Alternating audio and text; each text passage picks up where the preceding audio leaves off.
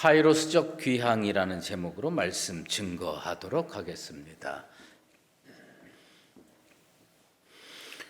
우리가 자주 부르는 찬송, 그리고 부를 때마다 은혜 받는 찬송, 찬송가 305장 나 같은 죄인 살리신이라는 곡 여러분 잘 아시죠?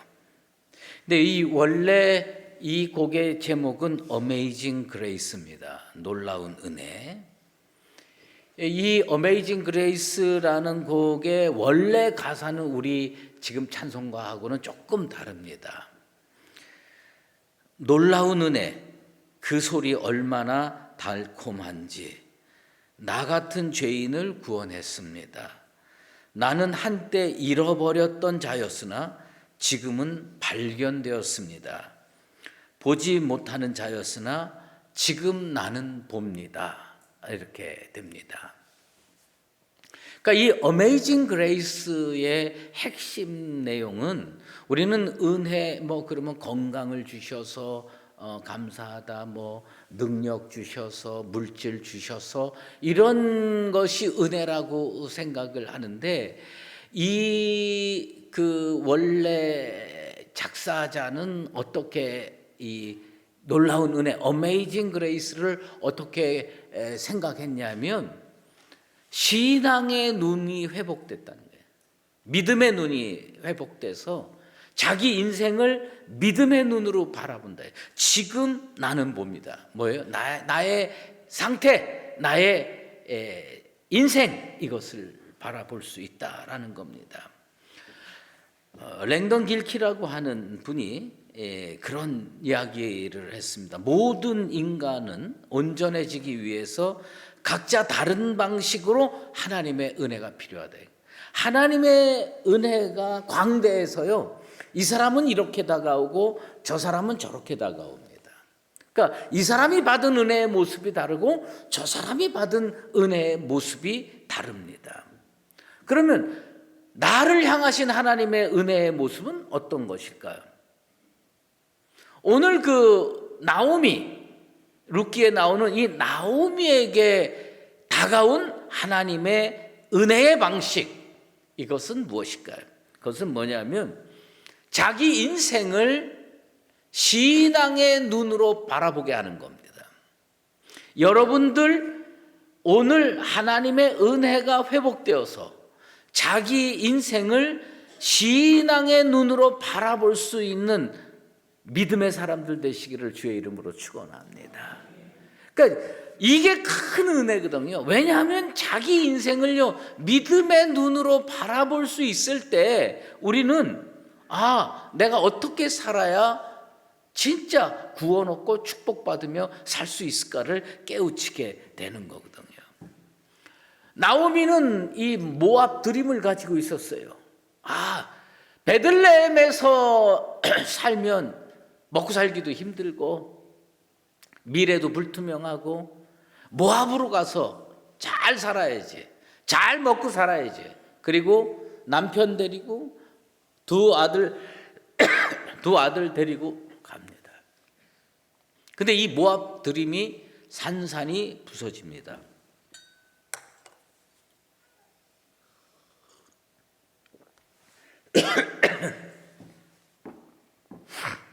그래서 나오미는 거기서 가족을 잃고 재산을 잃고 빈손으로 고향 베들레헴으로 돌아오게 됩니다. 어떻게 고향 베들레헴으로 돌아갈 수 있었을까? 그는 뭐냐면 자기 인생을 신앙의 눈으로 바라보면서 깨우친 게 있습니다. 난 여기서 살면 안 되겠구나. 베들레헴으로 돌아가야 되겠구나. 베들레헴은 어떤 특정한 지역을 의미하는 게 아니고 하나님의 품으로 돌아가야 되는구나. 이걸 깨우치게 된 겁니다. 사람마다 하나님의 은혜를 받는 방식이 다르지만 오늘 신앙의 눈으로 자기 인생을 바라볼 수 있는 은혜를 우리가 받게 된다면 우리는 하나님의 품으로 되돌아갈 수가 있습니다. 나오미와 그녀의 며느리 룻은 베들레헴에 왔습니다. 성경을 보면 그 두 사람이 베들레헴까지 갔더라라고 기록하고 있습니다. 나오미가 들은 소식은 모압에서 그렇게 처절하게 깨어진 인생을 살면서 하나님의 음성, 베들레헴의 소식이 들립니다. 거기서 여호와께서 양식을 주셨다, 은혜를 주셨다, 축복을 주셨다, 이 소식을 듣게 됩니다. 그래서 모압에 머물러선 안 되겠다. 그리고 자기를 붙여차 쫓는 룻과 함께 고향 베들레헴으로 돌아갑니다.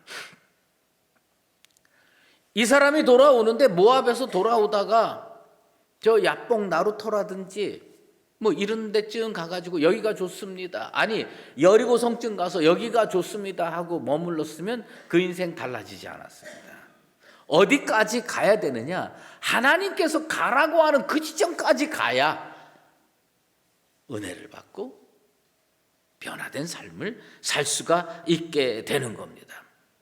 나오미와 룻이 베들레헴까지 가서 놀라운 은혜를 체험합니다. 놀라운 축복을 체험합니다. 오늘 우리도 하나님께서 신앙의 눈을 주셔서 나의 삶을 되돌아보고 제대로 살펴보고 내가 어디까지 가야 되느냐? 성경은 베들레헴까지 가라고 돼 있지만 여러분들이 하나님의 품까지 되돌아갈 수 있는 은혜가 있게 되기를 바랍니다. 나오미와 룻이 베들레헴에 이를 때에 온 성읍에 큰 소동이 나고 소리가 났습니다. 떠들며라고 되어 있습니다. 이것은 뭐냐면 10여 년 전에 나오미가 떠날 때, 그 베들레헴을 떠날 때도 아마 소동이 있었을 겁니다. 야, 뭐 나오미네 집이 다 모압으로 이민을 간대. 그게 얼마나 부러웠겠어요. 우리는 먹고 살기 힘든데도 따라갈 수가 없어. 아니 계획할 수가 없어.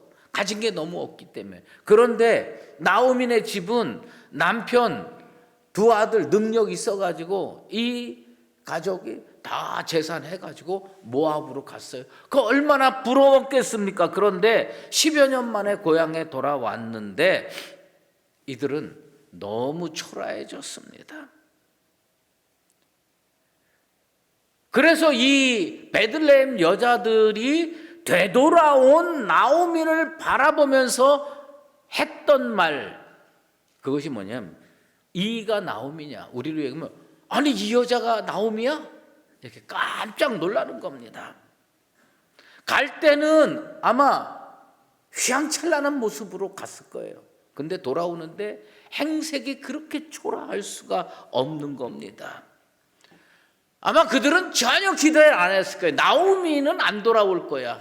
거기 가서 잘 살고 있을 거야. 거기 가서 성공했을 거야. 거기 가서 더 큰 부를 이루며 살았을 거야. 이렇게 생각했는데 되돌아왔는데 이방 며느리 하나 데리고 초라하게 되돌아왔습니다. 그렇게 부러워했는데 이렇게 초라하게 되돌아온 겁니다. 이 여자가 나오미냐라는 그 말씀 속에는요, 베들레헴 여자들의 그동안의 부러움이 다 사라지고 아이고 저 사람 왜 저렇게 됐어? 불쌍하네, 긍휼의 마음이 생겼을 겁니다. 그런데 중요한 것은 베들레헴 여자들이 이 여자가 나오미야 이렇게 얘기하는 말에 대한 나오미의 대답이 있습니다. 근데 그 대답에서 무엇을 우리는 알 수 있느냐? 아, 저 여자의 눈이 바뀌었구나. 자기 인생을 바라보는 저 사람의 눈이 바뀌었구나. 이것을 확실히 알 수가 있습니다. 베들레헴 여인들에게 나오미가 이렇게 대답을 합니다. 나를 나오미라 부르지 말고 나를 마라라 부르라. 이는 전능자가 나를 심히 괴롭게 하였음이라. 내가 풍족하게 나갔더니 여호와께서 내게 비어 돌아오게 하셨느니라. 여호와께서 나를 징벌하셨고 전능자가 나를 괴롭게 하셨거늘 너희가 어찌 나를 나옴이라 부르느냐. 여기 이 말에 우리 남편이 죽었어, 우리 두 아들이 죽었어, 나 재산 다 잃어버렸어, 나는 정말 인생 비참하게 됐어, 이렇게 얘기하지 않습니다.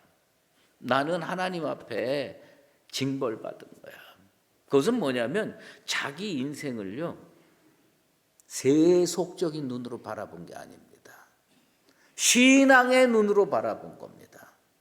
믿음의 눈으로 바라본 겁니다. 그리고 거기에 하나님이 개입해 있음을 깨우치게 되는 겁니다. 아, 내가 발버둥 쳤는데 하나님께서 그렇게 인도하셨구나, 그걸 깨우치게 되는 겁니다. 그래서 풍족하게 나갔더니 비어서 돌아오게 하셨다. 원래 나옴이라고 하는 이름의 뜻은 기쁨이라는 뜻이에요. 희락이라는 뜻이에요. 기쁨의 인생이 되라, 희락의 인생이 되라 아버지가 주어줬겠죠. 그런데 나오미가 이제 자기를 이름 바꿔서 불러라. 뭐예요? 마라라고 불러라. 마라가 뭐냐? 쓰다, 쓰다. 뭐예요? 자기 인생은 텅 비었다는 겁니다. 실패자의 인생이 되었다라고 이야기하는 겁니다. 많이 싸갖고 나갔는데 다 허비하고 텅 비어서 되돌아온다. 사람들은 어디 갔다가요 돌아올 때 무엇을 꿈꾸냐 하면요, 금이 환향을 꿈꿉니다.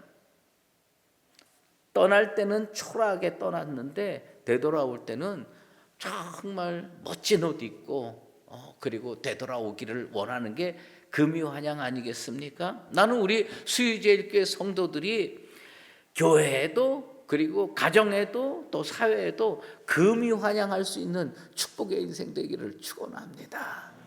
여러분도 금이환영 할 수 있어야 되지 않겠어요? 그런데 인생이 그렇게 녹록하지 않습니다. 평범한 귀향도 쉽지 않아요. 나오미는 빈손으로 되돌아왔습니다. 그러면서 자기가 깨우친 것, 그것은 뭐냐면 내가 하나님 품을 떠났더니 이렇게 됐구나, 이걸 깨우친 겁니다. 탕자가 아버지 재산 받아가지고요 멋지게 떠났어요. 어디 갔습니까? 외국에 갔습니다. 허랑방탕해서 다 잃어버렸습니다. 그리고 타국에 돼지 치는 곳에 가갖고 쥐엄 열매 먹으면서 깨우친 겁니다.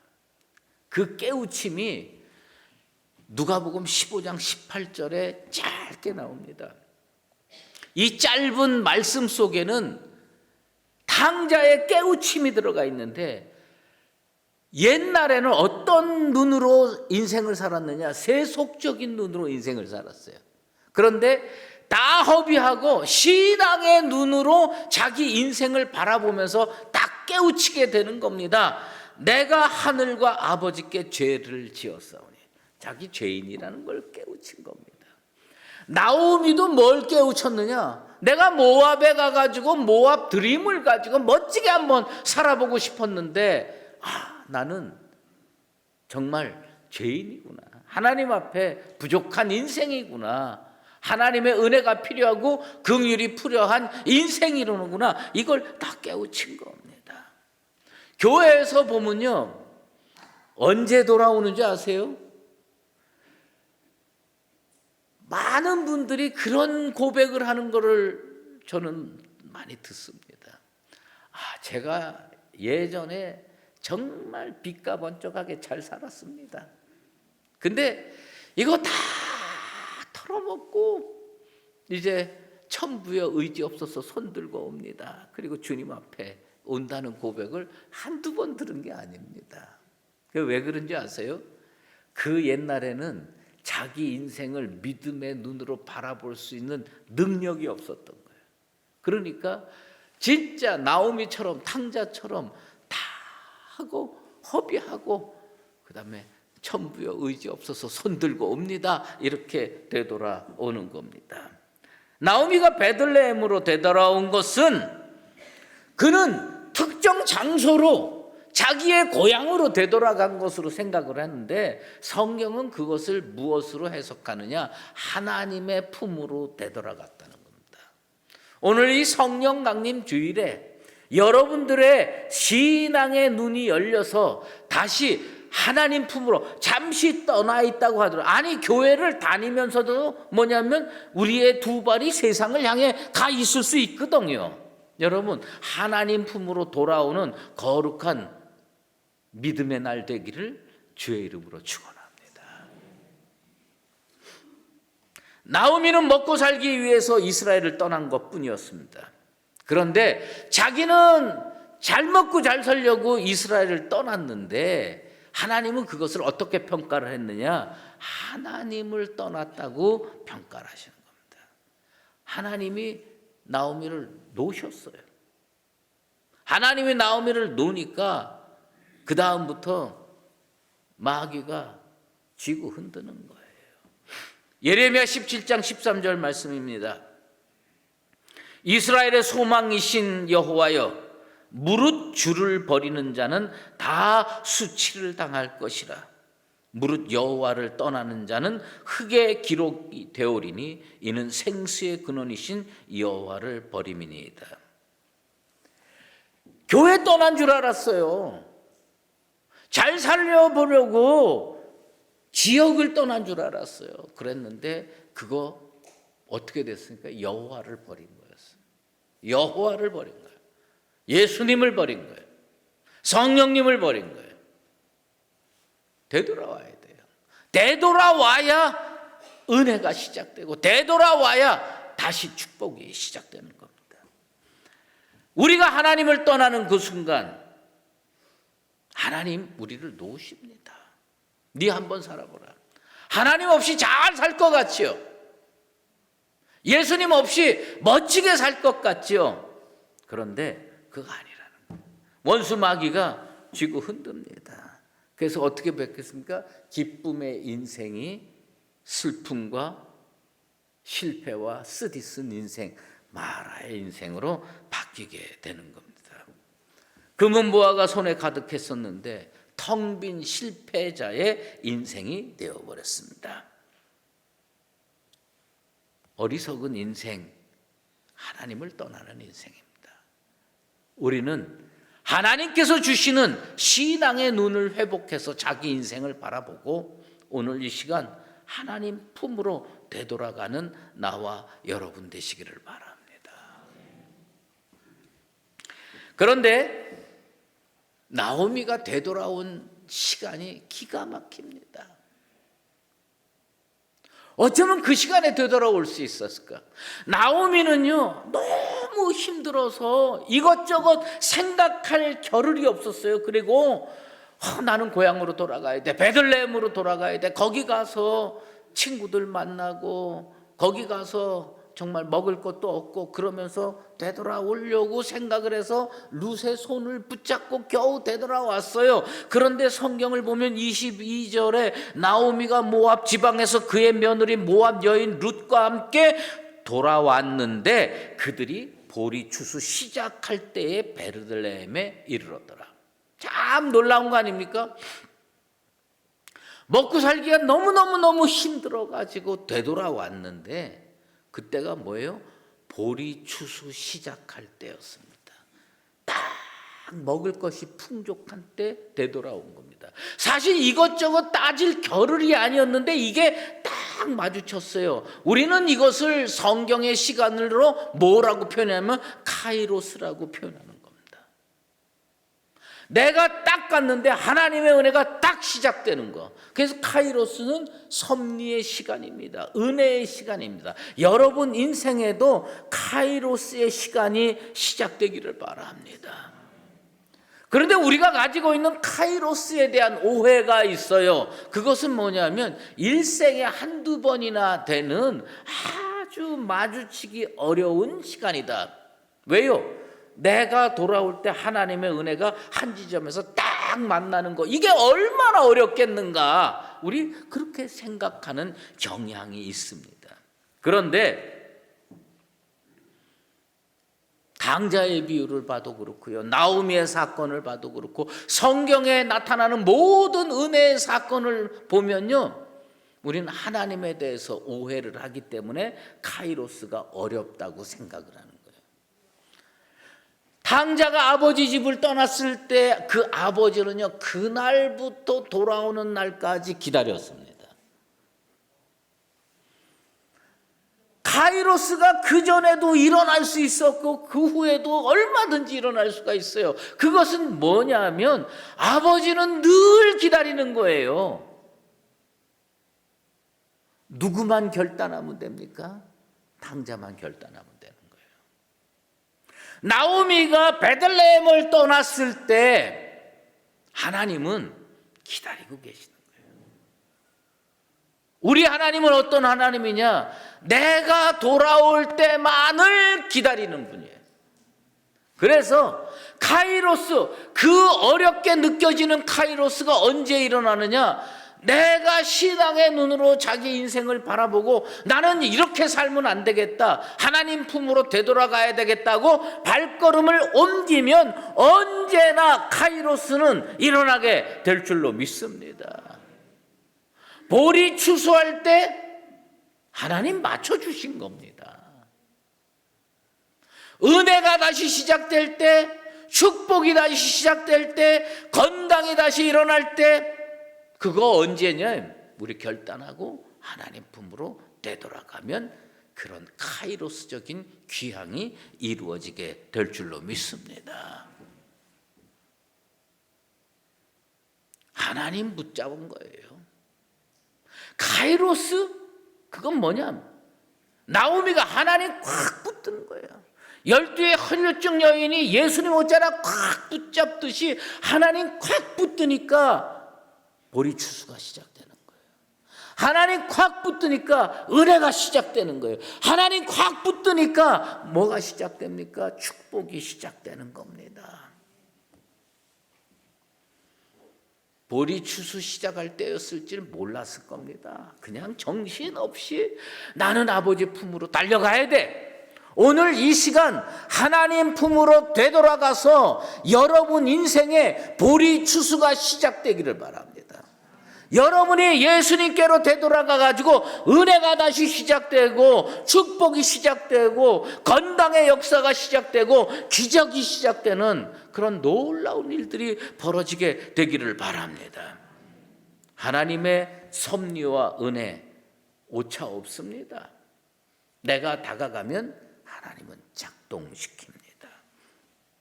아버지는 어떤 분이냐? 늘 기다리는 분이에요. 하나님은요, 내가 되돌아오기만을 기다리는 거예요. 잠시 떠날 수가 있어요.